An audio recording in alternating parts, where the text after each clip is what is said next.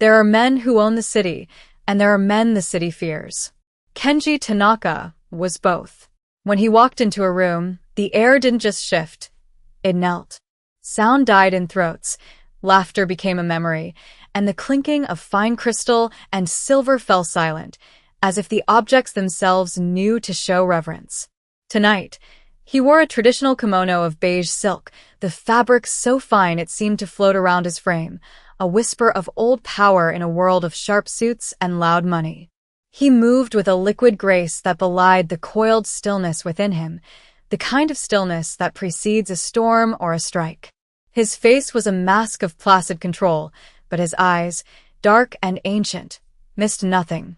They swept over the opulent decor of the Gilded Cage, a restaurant that prided itself on exclusivity, a place where fortunes were made and broken over seared scallops and vintage wine. It was his birthday.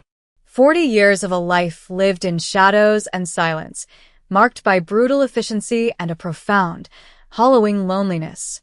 He hadn't wanted a celebration. He had simply wanted a quiet table, a good meal, and the illusion of normalcy for a single night.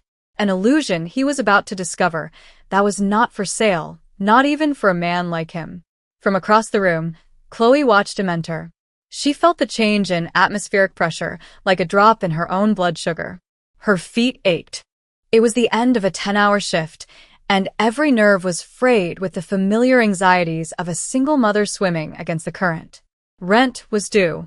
Her son, Sam, needed new shoes. The tips tonight were mediocre. Every smile she pasted on, every polite nod, was a transaction aimed at survival. Her uniform, a crisp white shirt and a smart red vest, felt like a costume for a part she was growing too weary to play. She was 28, but some nights she felt 100. She saw the manager, Mr. Davies, spot the man in the kimono, and a familiar, ugly tightening began in her stomach. Davies was a man who measured worth in brand names and skin tones, a petty tyrant of his small, gilded kingdom. His smile was a weapon, and his disdain was a verdict. Chloe watched him approach the silent, waiting figure of Kenji Tanaka, and she knew, with a certainty that chilled her to the bone, that this would not end well.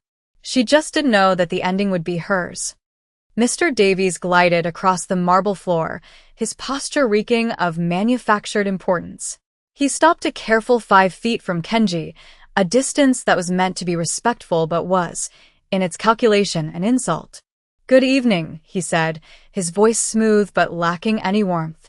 It was the voice he used for tourists he deemed unworthy or locals who had wandered in by mistake. "I'm afraid we're fully booked this evening. Reservations are required, you see." It was a lie, and a lazy one at that. Chloe knew for a fact that table 12, a quiet corner booth, was open. It was always held for last-minute VIPs, a silent testament to the restaurant's hierarchy. Kenji's gaze didn't flicker. He didn't gesture to the empty table, nor did he raise his voice. He simply stood there, his presence a silent question. "I see," he said, his voice a low, calm timbre that carried more weight than Davies's practiced pronouncements. His stillness was unnerving. It invited a flurry of nervous energy from the other man. "Perhaps another time," Davies continued, already turning away, dismissing the man as if he were a piece of lint to be brushed from a lapel. "If you call ahead," the humiliation was public, deliberate, and sharp. It wasn't just a refusal of service. It was a denial of personhood. Every diner who had fallen silent now watched, their eyes a mixture of curiosity and cruel satisfaction. They were inside. He was out. The system worked. Chloe felt a hot flush of anger creep up her neck. She had seen Davies do this before a dozen times to a dozen different people for a dozen different, unspoken reasons. He enjoyed it. It was a flexing of his pathetic power. She looked at Kenji, at the profound isolation that seemed to cling to him like the silk of his kimono, and for the first time, she didn't see a fearsome man who made the air crackle. She saw a man alone on his birthday, being told he wasn't welcome. It was a feeling she understood deep in her bones, the sting of being judged and found wanting by a world that didn't care to look closer. Her shift was over. Her feet were screaming. Getting involved was stupid, reckless, and guaranteed to get her in trouble. But something inside her, a quiet, defiant spark she thought had been extinguished by exhaustion, refused to let it go. Her heart hammered against her ribs, a frantic bird trapped in the cage of her chest. This was insane. She should just clock out, go home, and wrap her arms around her son, the only part of her world that made any sense. She should forget the silent man and his quiet dignity, forget the manager's smug, hateful face. But she couldn't. The image of his solitude was burned into her mind. In the kitchen, the pastry chef had been experimenting with new cupcakes for the dessert menu. There was one left on the cooling rack, a small, perfect swirl of chocolate frosting on a dark, rich base, with a single candied violet on top. It was a tiny thing, an afterthought. But right now, it felt like the only weapon she had against the casual cruelty of the world. Without thinking, without allowing her rational mind to list the 1,000 reasons why this was a terrible idea, she placed the cupcake on a small, clean saucer. She found a single, slender birthday candle and, her hands trembling slightly, tucked it into the frosting. She didn't have a match, but that didn't matter. It was the gesture, not the flame. She walked out of the kitchen, the small saucer held carefully in her hands. Mr. Davies was schmoozing with a wealthy couple at a nearby table, his back to the entrance. Kenji hadn't left yet. He was standing by the large glass doors, looking out at the rain that had begun to slick the city's streets with silver and black. He was about to step out into the night, to be swallowed by the city that both feared and revered him, taking his loneliness with him. "Sir?" Her voice was barely a whisper, so quiet she was afraid the ambient noise of the restaurant had consumed it. But he heard. He turned his head slowly, his dark eyes finding hers. The intensity in his gaze made her falter, but she held her ground, taking the final few steps toward him. She held out the saucer. I heard the host say it was your birthday," she lied softly. "We don't have a table, and I'm so sorry for that. But no one should be turned away on their birthday without something." He looked down at the cupcake, at the Johnny, unlit candle, and then back up at her face. He saw the flush on her dark skin, the genuine empathy in her brown eyes, the slight tremor in her hands. He saw a kindness so pure and unexpected it felt like a foreign language he had once known but long since forgotten. He didn't speak for a long moment. The world seemed to have shrunk to the space between them, a pocket of silence in the humming restaurant. Chloe's breath hitched, her courage failing her. She felt foolish, a child offering a dandelion to a king. She was about to apologize, to retreat, when he reached out. His fingers, long and elegant, brushed against hers as he took the saucer. The touch was electric, a brief, warm shock that ran up her arm. "Thank you," he said. The words were simple, but they held the weight of a lifetime of solitude. His eyes were locked on hers, and in them, she saw a flicker of something she couldn't name, vulnerability, surprise, a deep, aching gratitude. It was a look that said he wasn't just being seen, he was being acknowledged as human. And then the moment shattered. "Chloe, what in God's name do you think you're doing?" Mr. Davies's voice was a whip crack, sharp and venomous. He had seen her. He strode toward them, his face a mask of incandescent rage. "You are fraternizing with a man I just asked to leave. You are giving away restaurant property. What is wrong with you?" Chloe flinched, instinctively taking a step back. "I am sorry, Mr. Davies. I just thought—" "I don't pay you to think," he snarled, his voice low and menacing so as not to cause a scene, which only made it more terrifying. He turned his glare on Kenji, who was still holding the cupcake, his expression unreadable. "And you?" "I told you to leave." Kenji's gaze shifted from Chloe to the manager. The air grew cold, heavy. He didn't say a word, yet the threat was palpable. But Davies, high on his own power, was blind to it. He turned back to Chloe, his face twisted with spite. "You're fired," he hissed, the words hitting her like a slap. "Clock out. Get your things. You're done here. I want you out of my restaurant now." The world tilted on its axis. Fired. The word echoed in the sudden, roaring silence of her mind. Rent. Some issues. Groceries. The fragile structure of her life, held together with sleepless nights and aching feet, crumbled into dust.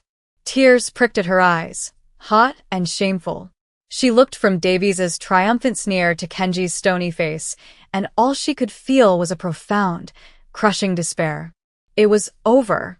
Her small act of kindness had cost her everything. Chloe felt the floor drop out from under her.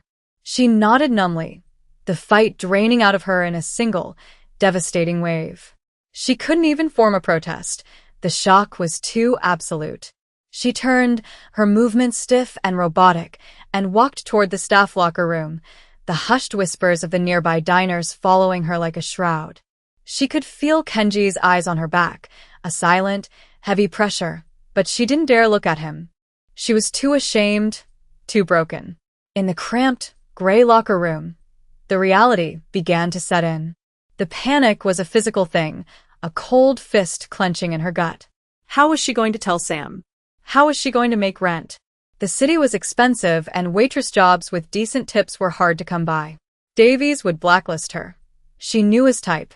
He would make sure she didn't work in another high-end restaurant in this town again. She changed out of her uniform, the red vest feeling like a brand of failure, and pulled on her thin jacket. Her hands were shaking as she gathered her purse and the small, worn photo of Sam she kept tucked inside her locker door. Through the swinging kitchen doors, she could hear the sounds of the restaurant returning to normal, the clatter and chatter resuming as if nothing had happened. Her humiliation was just a momentary diversion, a bit of dinner theater for the wealthy. As she walked out the back service entrance into the rain-slicked alley, a sleek black car, the kind that was silent even when it was running, pulled up to the curb. Chloe barely noticed it, her mind a whirlwind of fear. She pulled her jacket tighter and started walking toward the bus stop, the cold rain beginning to soak her hair. The car door opened. "Miss," a voice called out. It was Kenji. He stood by the open door of the car, holding a black umbrella, the cupcake still cradled carefully in his other hand. He hadn't eaten it. He had watched her get fired. He had watched her walk away. And he had followed. Chloe stopped, her heart doing a painful lurch. She didn't know what he wanted. "I'm sorry," she whispered, the rain plastering strands of hair to her cheeks. "I didn't mean to cause any trouble." He took a step toward her, holding the umbrella over her head. The sudden cessation of rain against her skin was a small, startling relief. "The trouble was not of your making," he said, his voice calm and even. "You showed me a kindness I did not expect. It will not be the cause of your ruin." He gestured to the open car door. "Please, allow me to take you home." The interior of the car was a world away from the grimy, rain-soaked alley. It was silent, smelled of clean leather and something faintly spicy, like sandalwood. Chloe sat stiffly on the seat, her wet jacket a stark contrast to the immaculate luxury surrounding her. Kenji sat beside her, a portrait of quiet control. He gave the driver her address in a low voice, and the car pulled away from the curb as smoothly as a sigh. The silence was thick with unspoken questions. Chloe twisted the strap of her purse in her lap, her mind still reeling. What was happening? Why was this man, this powerful, intimidating stranger, giving her a ride home? Was this pity, or something else? Kenji seemed to sense her turmoil. He turned to her, his expression softening almost imperceptibly. "Mr. Davies will no longer be the manager of that establishment," he said simply. Chloe stared at him. "What? What do you mean?" "I mean," Kenji clarified, his gaze steady, "that as of 10 minutes ago, I concluded the purchase of the building. The restaurant and all its assets are now mine. Mr. Davies has been relieved of his duties." Permanently, Chloe's mouth fell open. It didn't seem possible. The speed, the finality of it. It was a power move so far beyond her comprehension that it felt like something out of a movie. She thought of Davies' smug face, his petty cruelty, and a dizzying sense of whiplash washed over her. He had fired her, and in the time it took her to walk to the alley, he had lost his entire kingdom. You bought the restaurant? Because he was rude to you? Because he fired me? Kenji considered this for a moment. He was not rude, he corrected gently. He was cruel. There is a difference. He broke a rule of hospitality, which my culture takes very seriously. And he punished you for upholding it. Such an imbalance requires correction. He looked down at the cupcake he was still holding, its perfect swirl of frosting now slightly melted from the warmth of his hand. This was an honorable gesture. It deserved an honorable response. Chloe didn't know what to say. The entire night felt surreal, a fever dream of humiliation and rescue. The man beside her had casually rearranged her world, dispensing justice with the quiet efficiency of a god. But what did that mean for her? When the car pulled up outside her modest apartment building, the engine a near silent hum, Chloe felt a fresh wave of anxiety. This was her life, her reality. A third-floor walk-up in a neighborhood that was safe enough, but a universe away from the gilded cage he had just purchased. He was going to see the cracked pavement, the flickering fluorescent light in the lobby. He was going to see how she really lived, and the spell of the surreal night would break. She turned to thank him, to end this strange encounter, but he was already getting out of the car, his driver opening the door for him with a respectful bow. He opened her door and once again held the umbrella for her. "I will see you to your door," he stated. It was not a question. The walk up the 3 flights of stairs was quiet, the only sound their footsteps on the worn linoleum. Chloe was acutely aware of his presence behind her, a steady, protective shadow. He didn't seem to notice the peeling paint or the faint smell of cooking from other apartments. His focus was entirely on her. At her door, she fumbled for her keys, her fingers clumsy with nerves. "Thank you," she said again, her voice small. "For the ride." "For everything," he simply nodded. "Tomorrow at noon," he said, "a car will be here to pick you up. We will discuss your future." "My future?" "You are a person of integrity, Chloe," he said, using her name for the first time. It sounded different in his low, resonant voice, as if it had a weight she'd never known. "Such people are rare. I have a position for you. If you will accept it." Before she could respond, he held out the small saucer with the cupcake. "You should have this. Your son might enjoy it." He had heard her mention Sam. He had listened. The thought sent a strange warmth through her. She took the saucer, their fingers brushing again. This time, the spark lingered. He gave her a slight, formal bow and turned, descending the stairs as silently as he had come. Chloe stood there, her key in the lock, watching until he was gone. She went inside, locking the door behind her, her back sliding down against it until she was sitting on the floor. She looked at the little cupcake, a ridiculous, wonderful, life-altering thing, and for the first time all night, she let herself cry. Not tears of despair, but tears of a strange, terrifying, and overwhelming relief. The next day, the black car arrived at precisely noon. Chloe had barely slept, her mind replaying the events of the previous night in a dizzying loop. She had explained to a sleepy Sam that she had the day off, her voice betraying none of the seismic shifts that had occurred in her life. She dressed carefully, choosing her nicest pair of jeans and a simple blouse, feeling hopelessly out of her depth. The car took her not to the restaurant, but to a sleek, impossibly tall skyscraper downtown that seemed to pierce the clouds. The elevator ride was silent and swift, ending at a penthouse suite that was less of an office and more of a sky palace. The view was breathtaking, the entire city sprawling below them like a map. Kenji was waiting for her, dressed in a simple dark sweater and trousers, the severe formality of the kimono gone. He looked younger, more approachable, but the aura of quiet power remained. He offered her tea, pouring it himself with a steady, practiced grace. "I would like you to manage the restaurant," he said, without preamble. Chloe nearly choked on her tea. "Manage? Me? I'm a waitress. I don't have any experience." "You have experience in what matters," he interrupted gently. "You understand decency. You understand hospitality. The logistics can be learned. Integrity cannot. The restaurant will be closed for 1 week for rebranding. You will have full authority over staffing, the menu, the atmosphere. You will make it a place of welcome, not exclusion. Your salary will be more than sufficient to ensure you and your son are secure. The offer was staggering.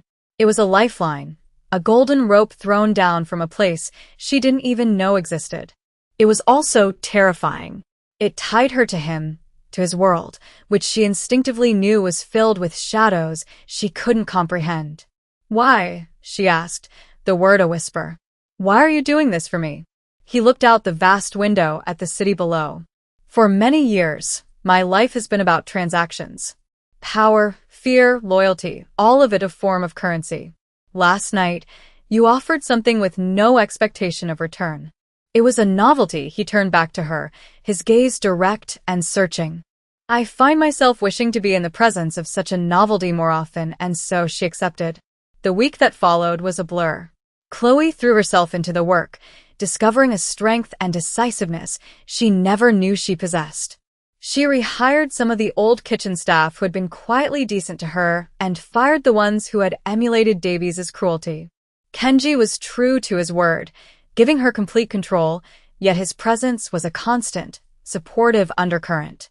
He would appear with coffee in the mornings or sit silently in a corner booth while she interviewed potential new hires, his quiet observation giving her a strange sense of confidence. He learned about Sam's love for dinosaurs, her exhaustion, her small, deferred dreams. She learned that he preferred green tea, that he listened more than he spoke, and that a small, wry smile would sometimes touch his lips when he thought she wasn't looking. The line between employer and something else began to blur into a soft, hazy gray. One evening, after a long day of planning menus, Chloe was preparing to leave when Kenji stopped her. "I have not yet properly thanked you for my birthday gift," he said. He led her not out of the restaurant, but up a flight of stairs she hadn't known existed, to a small rooftop garden overlooking the city lights. A simple table was set for two, and the air was filled with the scent of night-blooming jasmine. He had arranged for a private meal, cooked by the new head chef she had just hired. They ate in comfortable silence for a while, the city sparkling beneath them. "Tell me about Sam," he said, his voice soft in the darkness. And she did. She talked about his infectious laugh, his stubborn streak, the way he drew dinosaurs on every spare piece of paper. She spoke of the fierce, all-consuming love she had for him, and the constant fear that she wasn't providing enough. Kenji listened, his attention absolute. He didn't offer platitudes or easy reassurances. He just listened, making her feel heard in a way she hadn't realized she was missing. "You are a good mother," he said finally. "You are teaching him honor. Not with words, but with your actions." The compliment was so simple, so direct, it struck her to the core. She felt a warmth spread through her chest, a feeling that was dangerously close to affection. As the evening wound down, a cool breeze swept across the rooftop. Chloe shivered slightly. Without a word, Kenji stood and removed his jacket, draping it over her shoulders. The fabric was warm and smelled of him, sandalwood and something clean, like fresh rain. His fingers brushed the nape of her neck, and a jolt, sharp and sweet, shot through her. She turned her head, her face tilted up toward his. He was closer than she had realized. The city lights reflected in his dark eyes, and in them, she no longer saw a fearsome Yakuza boss. She saw a man, lonely and guarded, who was slowly, cautiously, letting her in. He leaned down, his movement deliberate, giving her every chance to pull away. She didn't. His lips met hers, tentatively at first, a soft, questioning pressure. It wasn't a kiss of passion, but of discovery. It tasted of green tea and quiet strength and a profound, shared loneliness. It was a promise of a new kind of safety, a new kind of home. When he pulled back, he rested his forehead against hers, his breath warm on her skin. "Chloe," he whispered, as if the name itself was a revelation. In that moment, surrounded by the glittering, indifferent city, Chloe knew her life had been irrevocably changed by a cupcake, and that the man who had bought a restaurant to save her dignity might just end up saving her heart, too. The danger of his world still lingered at the edges of her awareness, a faint, cold shadow. But for the first time, she felt brave enough to face it, as long as he was standing there with her. The grand reopening of the restaurant, now renamed Sanctuary, was a quiet success. It was no longer a gilded cage for the elite, but a warm, welcoming space. Chloe, in a simple, elegant black dress Kenji had insisted on buying for her, moved through the room with a newfound confidence, a quiet authority that commanded respect. He watched her from his usual corner booth, a silent guardian. Their relationship had settled into a gentle rhythm. The stolen moments on the rooftop, the shared cups of tea, the soft, questioning kisses had become a part of their daily existence.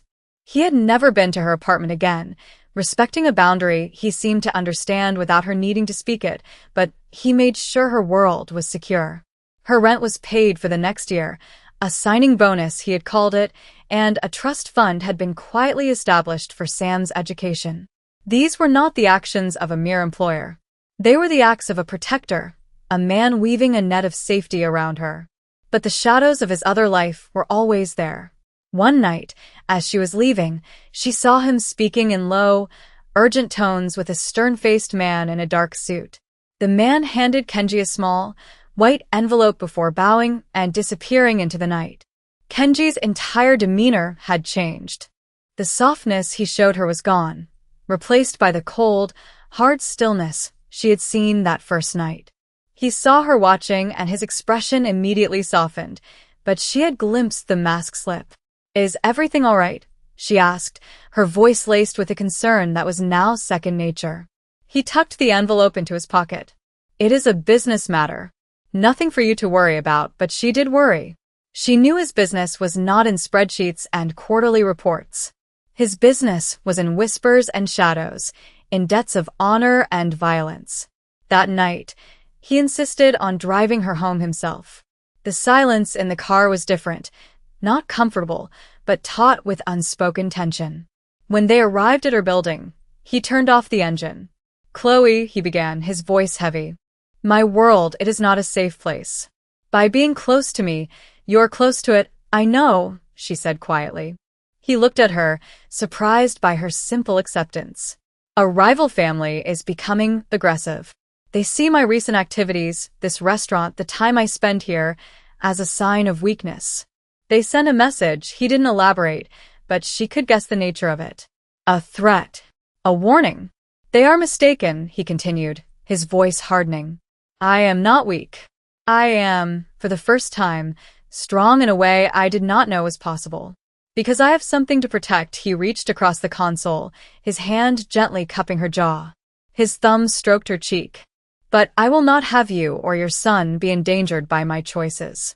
If you wish to walk away, I will understand. I will ensure you are provided for. You will never have to see me again." He was offering her an out. A return to a normal, safe life, free from the dark gravity of his world. She could take it. She could go back to worrying about rent and shoes, but they would be normal worries, free from the threat of faceless, violent men. She looked into his eyes, into the deep, lonely pools that had first captured her empathy, and saw the fear there. Not for himself, but for her. And in that moment, her own fear vanished, replaced by a fierce, unshakable certainty. "No," she said, her voice clear and strong. "I'm not going anywhere." A flicker of disbelief, then a wave of profound relief washed over his features. He leaned in and kissed her, and this time, it was not tentative or questioning. It was a kiss of desperation and gratitude, a sealing of a pact. It was a kiss that said they were in this together, for better or for worse. The city lights outside seemed to dim, leaving them in the intimate bubble of the car, two disparate souls from different worlds, clinging to each other as they chose to build a new one together, whatever the cost.